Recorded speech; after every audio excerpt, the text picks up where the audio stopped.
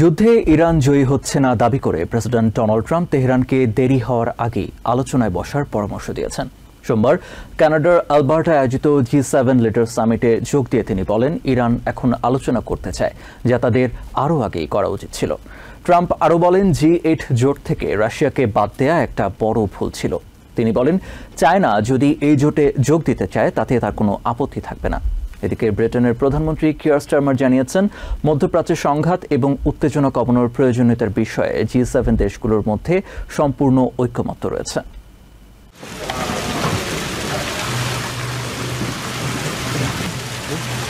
সোমবার কানাডার অ্যালবার্টায় বিশ্বের 7 বৃহৎ অর্থনৈতিক দেশের জোট G7 এর শীর্ষ সম্মেলনে বিশ্ব নেতাদের স্বাগত জানান কানাডার প্রধানমন্ত্রী মার্ক কার্নি। কানাডিয়ান রকিজের কানানাস্কিস এলাকায় একত্রিত হন G7 নেতারা। Tout le monde, welcome to Kananaskis and the 2025 G7 Leaders Summit. I'm pleased all.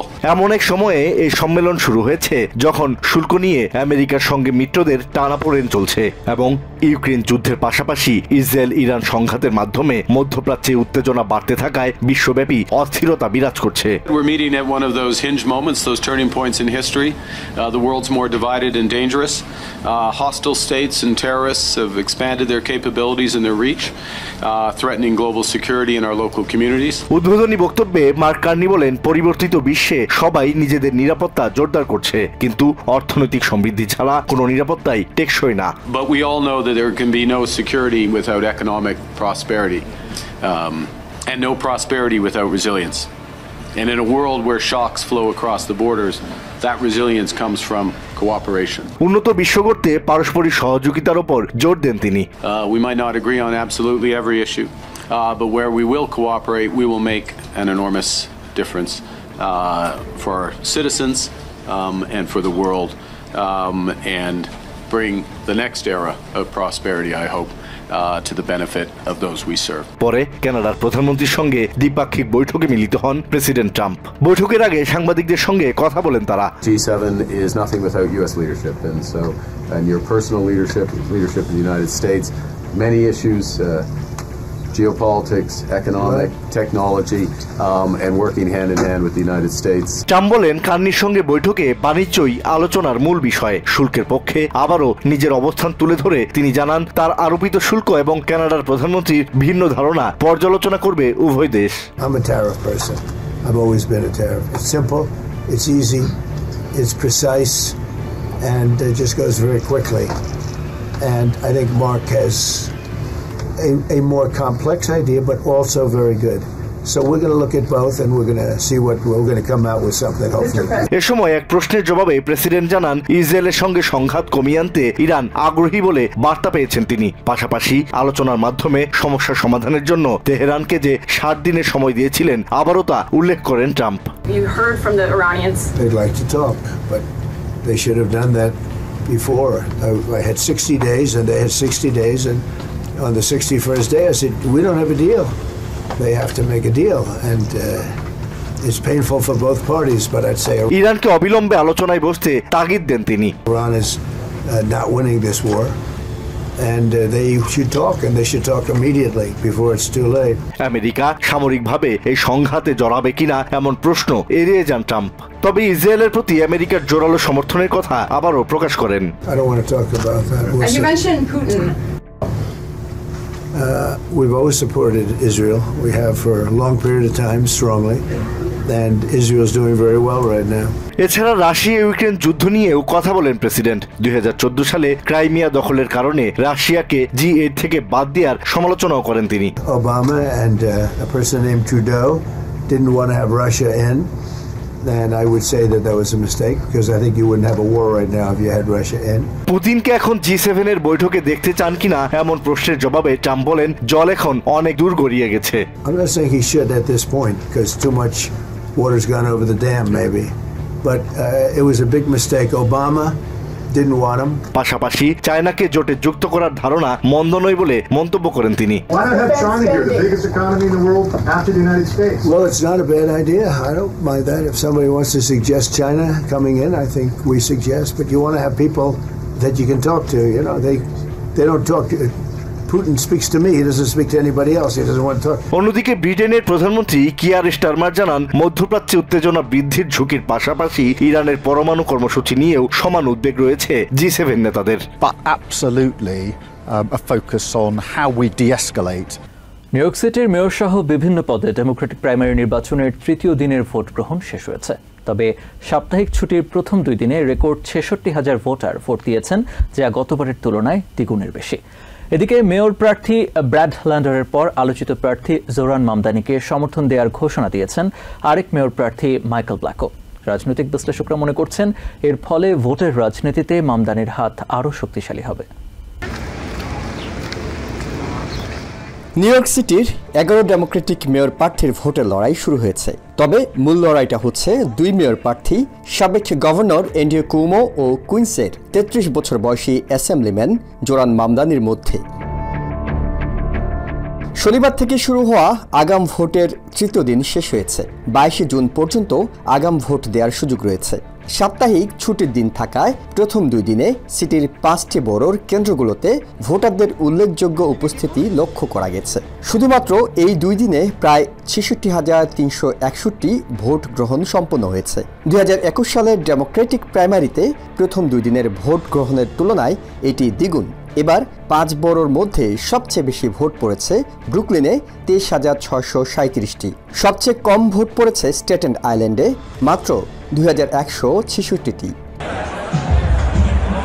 একই সময়ে প্রচারণা অব্যাহত রেখেছেন মেয়র প্রার্থীরা। আগাম ভোট গ্রহণের প্রথম দিনেই ম্যানহাটনে জোরান মামদানির সমর্থনে জনসভা করেছেন আরেক আলোচিত কংগ্রেস ওমেন আলেকজান্দ্রিয়া ওকাসিও-কর্টেস। এর মধ্যেই জনপ্রিয়তা জরিপে শীর্ষে উঠে এসেছেন এই মুসলিম তরুণ মামদানি। পাশাপাশি তাকে ক্রস এন্ডোর্সমেন্ট ঘোষণা করেছেন 2 মেয়র প্রার্থী কম্পট্রোলার ব্র্যাড ল্যান্ডার ও সাবেক অ্যাসেম্বলিম্যান মাইকেল ব্ল্যাক। এই 2 মেয়র প্রার্থীর সমর্থন ভোটের রাজনীতিতে মামদানিকে শক্তিশালী করবে বলে মনে করছেন রাজনৈতিক বিশ্লেষকরা। অবশ্যই উপকার হবে, কারণ এই ক্রস এন্ডোর্সমেন্টের মাধ্যমে ও 2-3 হাজার বা 4 হাজার ভোট এক্সট্রা পাবে, যেটা হয়তো যদি ক্লোজ ইলেকশন হয় তাহলে এই ভোটগুলো কাজে লাগবে মামদানির জন্য। যে ভোটগুলো পাওয়ার কথা ছিল ব্র্যাড ল্যান্ডারের কাছে, ওই ভোটগুলো অলরেডি জোহরান মামদানি পাবে। এটার জন্য তেমন হয়তো ইনফ্লুয়েন্স করবে না, কিন্তু ব্লেকের যে ভোটগুলো হচ্ছে ডিফারেন্ট সেট অফ ভোটস, কারণ ব্লেক হচ্ছে a little bit more moderate. He has an immigrant population also, right, that are supporting him.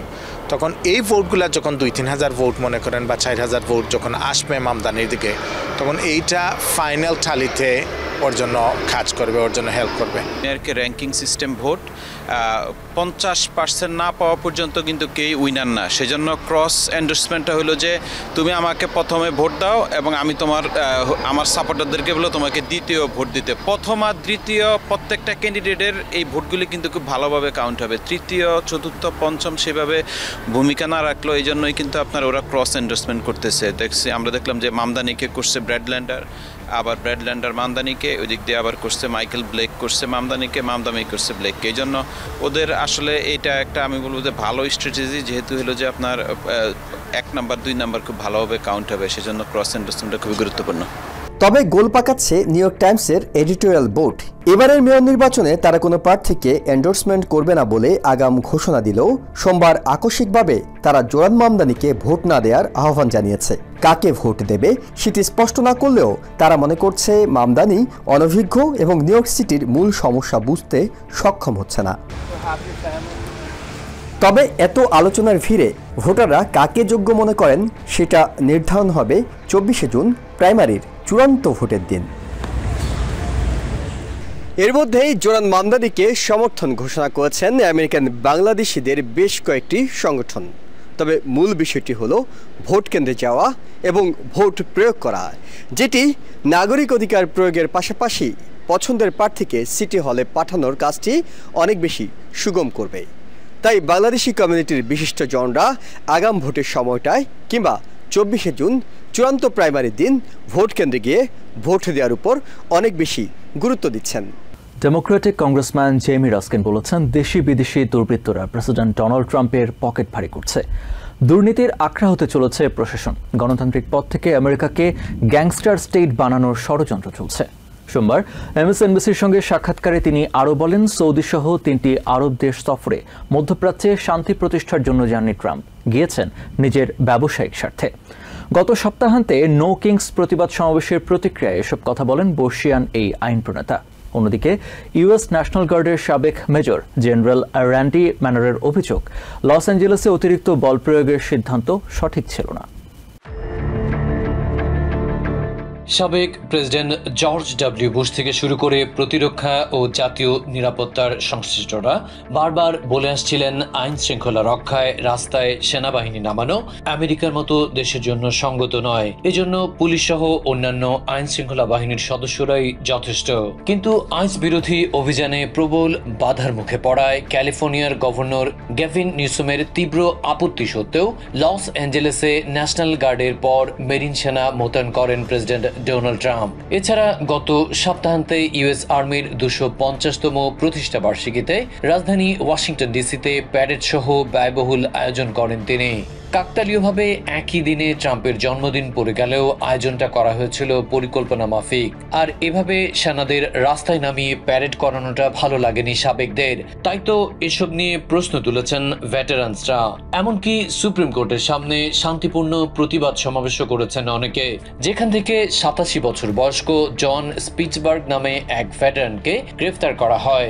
তাছাড়া দেশ জুড়েই নো কিংস প্রতিবাদ র্যালিতে সাধারণ মানুষের পাশে থেকে সরব ছিলেন সাবেক সেনাদের অনেকেই। তারা বলছেন, বৈচিত্র্যের কারণেই আমেরিকা বিশ্বজুড়ে প্রশংসিত।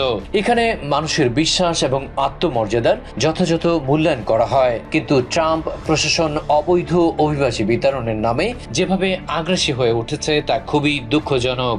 ইউএস ন্যাশনাল গার্ডের সাবেক মেজর জেনারেল র্যান্ডি ম্যানারের অভিযোগ, লস অ্যাঞ্জেলেসে অতিরিক্ত বল প্রয়োগের সিদ্ধান্ত সঠিক ছিল না। অন্যদিকে নো কিংস প্রতিবাদ সমাবেশের প্রতিক্রিয়ায় বর্ষিয়ান ডেমোক্রেটিক কংগ্রেসম্যান জেমি রাস্কিন বলেছেন, দেশি বিদেশি দুর্বৃত্তরা প্রেসিডেন্ট ডোনাল্ড ট্রাম্পের পকেট ভারী করছে। দুর্নীতির আখড়া হতে চলেছে প্রশাসন। গণতান্ত্রিক পথ থেকে আমেরিকাকে গ্যাংস্টার স্টেট বানানোর ষড়যন্ত্র চলছে। সোমবার এমএসএনবিসির সাথে সাক্ষাৎকারে রাস্কিন আরও বলেন, সৌদি সহ 3টি আরব দেশের সফরে মধ্যপ্রাচ্যে শান্তি প্রতিষ্ঠার জন্য যাননি ট্রাম্প, গিয়েছিলেন নিজের একান্ত ব্যবসায়িক স্বার্থেই। বিমান ও মহাকাশযান চলাচল প্রযুক্তি খাত শুল্কমুক্ত করে ব্রিটেনের সাথে একটি বাণিজ্য চুক্তি স্বাক্ষর করেছেন প্রেসিডেন্ট ডোনাল্ড ট্রাম্প। সোমবার কানাডার অ্যালবার্টায় G7 শীর্ষ সম্মেলনের সাইডলাইনে এই চুক্তি সই করা হয়। একই সঙ্গে ব্রিটেনের মোটরগাড়ি খাতের ওপর আরোপিত 25% শুল্ক কমিয়ে 10% করার সিদ্ধান্ত নিয়েছেন ট্রাম্প। এদিকে ইসরায়েল ইরান যুদ্ধ পরিস্থিতি শান্ত করার বিষয়ে G7-এর একটি খসড়া প্রস্তাবে প্রেসিডেন্ট ট্রাম্প স্বাক্ষর করবেন না বলে জানিয়েছেন ট্রাম্প প্রশাসনের এক কর্মকর্তা। এবছর এপ্রিলের শুরুতে দেশের সব ব্যবসায়িক অংশীদারদের ওপর চড়া হারে পাল্টা শুল্ক আরোপ করেন প্রেসিডেন্ট ডোনাল্ড ট্রাম্প। তবে পুঁজিবাজার ও অর্থনীতিতে বিরূপ প্রভাব পড়ায় অধিকাংশ ক্ষেত্রেই 90 দিনের জন্য শুল্ক আরোপ স্থগিত করেন তিনি। আর সেই স্থগিতাদেশের মেয়াদ শেষ হচ্ছে আগামী জুলাই মাসে। শুল্ক নিয়ে চলমান সংকট নিরসনে বিশ্বের শীর্ষ 7 অর্থনীতির ফোরাম G7 সম্মেলনে একটি বাণিজ্য চুক্তি স্বাক্ষর করেছেন প্রেসিডেন্ট ট্রাম্প ও ব্রিটিশ প্রধানমন্ত্রী কিয়ার স্টারমার। সোমবার এ ঘোষণা দিয়ে ট্রাম্প বলেন, এই চুক্তি দুই দেশের জন্য প্রচুর কর্মসংস্থান ও আয় নিয়ে আসবে। তবে এ সময় ভুল করে ব্রিটেনকে ইউরোপিয়ান ইউনিয়ন ডেকে ফেলেন ট্রাম্প। বিমান ও মহাকাশযান চলাচল প্রযুক্তি এয়ারোস্পেস খাতে ব্রিটেনকে শুল্কমুক্ত সুবিধা দেবে আমেরিকা। এছাড়া ব্রিটেনের মোটরগাড়ি শিল্পে পূর্বে আরোপিত 25% শুল্ক কমিয়ে 10% করা হয়েছে। ব্রিটিশ প্রধানমন্ত্রী স্টারমার বলেন, দুই দেশের অর্থনীতিতেই গুরুত্বপূর্ণ ভূমিকা রাখবে এই চুক্তি। এদিকে ইসরায়েল ইরান যুদ্ধবিরতি সমর্থনে প্রস্তুত করা G7-এর একটি খসড়া প্রস্তাবে প্রেসিডেন্ট ট্রাম্প স্বাক্ষর করবেন না বলে জানিয়েছেন ট্রাম্প প্রশাসনের একজন কর্মকর্তা। এ বিষয়ে সংবাদকর্মীদের ট্রাম্প বলেন, ইরানের জন্য শান্তি আলোচনার দরজা খোলা আছে। দ্রুত সমঝোতায় না আসলে তা ইরানের জন্য চরম বোকামি হবে বলে মন্তব্য করেন প্রেসিডেন্ট। তবে G7 সম্মেলনে ট্রাম্প সেরকম সুবিধা করতে পারেননি বলেই মনে করেন CNN-এর বিশ্লেষক হ্যারি এন্টেন। তিনি বলেন, শুল্ক ও বিশ্ব রাজনীতি নিয়ে চরম খামখেয়ালি আচরণ করে দেশের শীর্ষ ব্যবসায়িক অংশীদারদের আস্থা হারিয়েছেন প্রেসিডেন্ট। এদিকে G7 সাইডলাইনে বৈঠক করেছেন কানাডিয়ান প্রধানমন্ত্রী মার্ক কার্নি এবং জাপানের প্রধানমন্ত্রী শিগেরু ইশিবা। তরল প্রাকৃতিক গ্যাস, দুষ্প্রাপ্য খনিজ এবং হাইড্রোজেন জ্বালানি খাতে কৌশলগত সহযোগিতা বৃদ্ধি করতে প্রতিশ্রুতিবদ্ধ হয়েছেন তারা।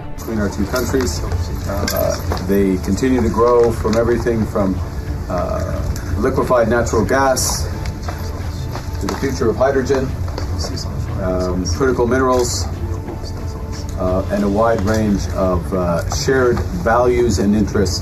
ভারতের প্রধানমন্ত্রী নরেন্দ্র মোদীকে G7 এ দাওয়াত করায় কানাডার ক্যালগারিতে বিক্ষোভ করেছেন শিখ ধর্মাবলম্বী মানুষ। During their rally against Prime Minister Modi, India has violated the Canadian sovereignty by killing the Canadian citizen Hardeep Singh Nijjar.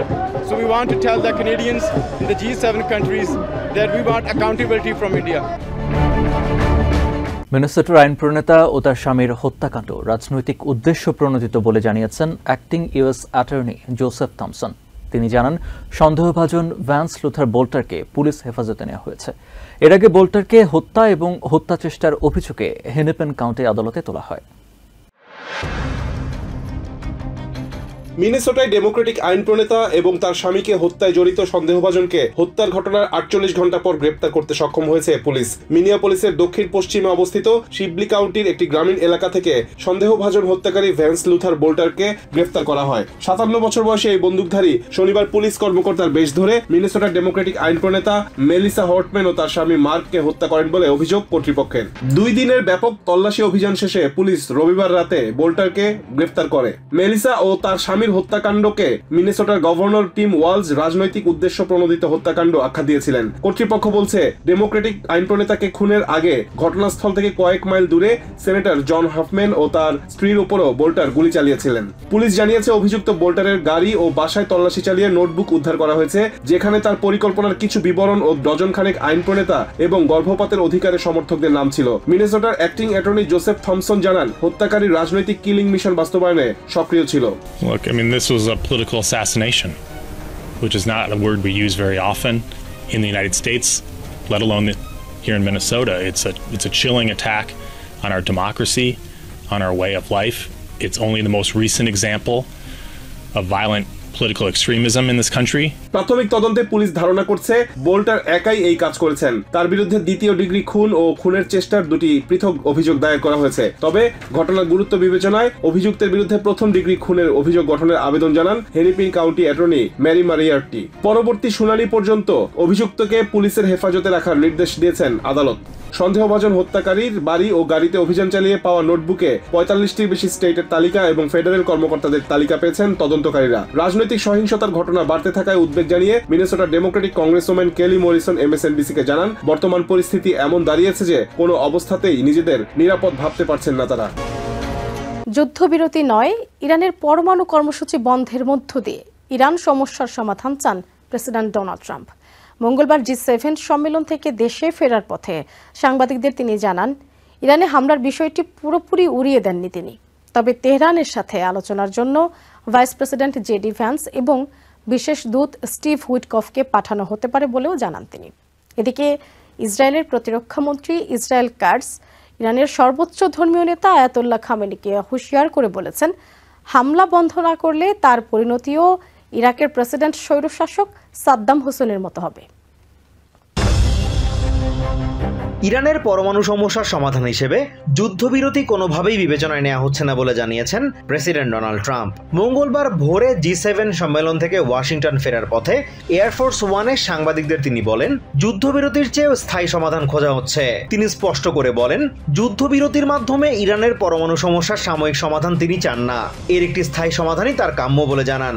Iran তাদের পরমাণু কর্মসূচি থেকে সরে আসবে, এটাই তার একমাত্র চাওয়া। ভাইস প্রেসিডেন্ট JD ভ্যান্স এবং মধ্যপ্রাচ্য বিষয়ক দূত স্টিভ হুইটকফকে ইরানের সাথে আলোচনার জন্য পাঠাবেন কিনা এমন এক প্রশ্নের জবাবে ট্রাম্প বলেন, তিনি এমনটা করতেও পারেন। তেহরানের বাসিন্দাদের নিরাপদ আশ্রয়ে সরে যাওয়ার যে নির্দেশনা দিয়েছেন সেটি হুমকি কিনা জানতে চাইলে প্রেসিডেন্ট বলেন, তিনি মানুষের ক্ষতি চান না, তবে ইরানে হামলার সম্ভাবনা নাকচ করেননি তিনি। এদিকে প্রশাসনের 2 কর্মকর্তাকে উদ্ধৃত করে এক প্রতিবেদনে NBC নিউজ জানিয়েছে, ইসরায়েলে ইরানের ক্ষেপণাস্ত্র হামলা প্রতিহত করতে সরাসরি সহায়তা করেছে আমেরিকা, তবে এই সহায়তা সীমিত পরিসরে বলেও দাবি করেছেন তারা।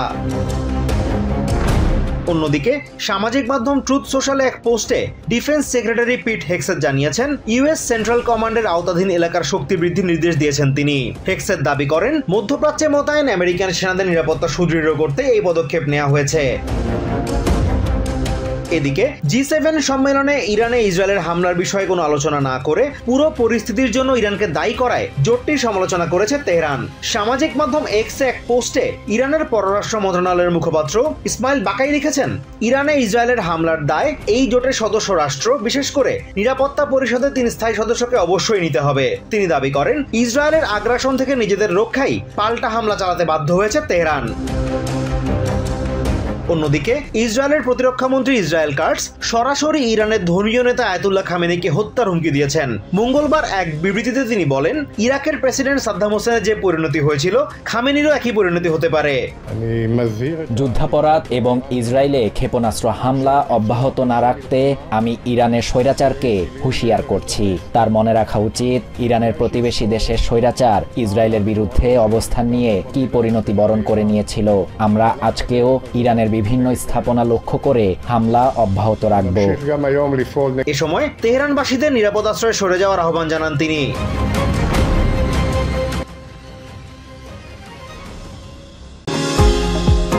নিউ ইয়র্ক থেকে সম্প্রচারিত TVN 24 টেলিভিশন বিশ্বজুড়ে বাঙালির কণ্ঠস্বর।